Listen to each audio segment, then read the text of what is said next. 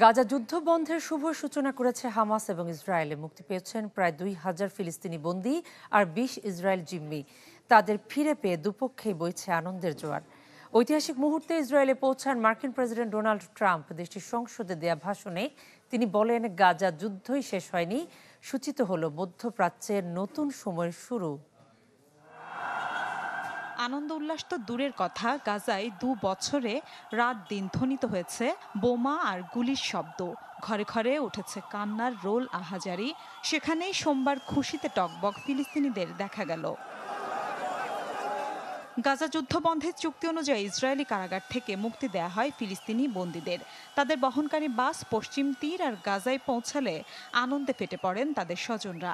ধাপে ধাপে মুক্তি দেয়া হয় ২,০০০ বন্দীকে, যাদের মধ্যে ২৫০ জন ছিলেন যাবজ্জীবন দণ্ডপ্রাপ্ত। ১৭০০ জনকে আটক করা হয় গাজা যুদ্ধের সময়। মুক্তি দেয়া অনেক ফিলিস্তিনি বন্দীকে আবার তৃতীয় দেশে পাঠানোর কথা আছে। এর আগে বন্দি বিনিময় শুরু হয় জীবিত ২০ ইসরায়েলি জিম্মির মুক্তির মধ্য দিয়ে।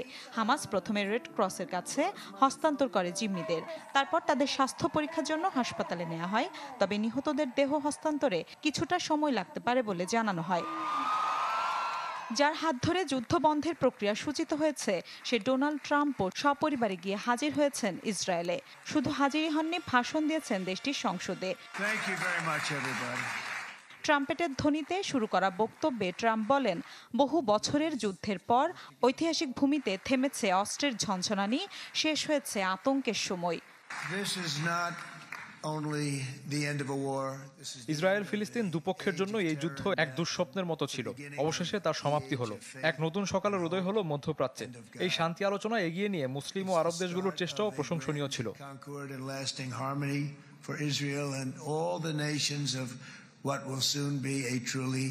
তবে ভাষণের মাঝপথেই পড়েন বাধার মুখে। ফিলিস্তিনকে স্বীকৃতির দাবিতে হট্টগোল শুরু করেন ২ এমপি। পরে তাদের বের করে দেয়া হয়।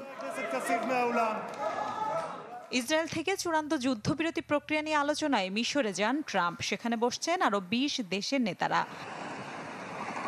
মিলা খন্দকার, চ্যানেল 24।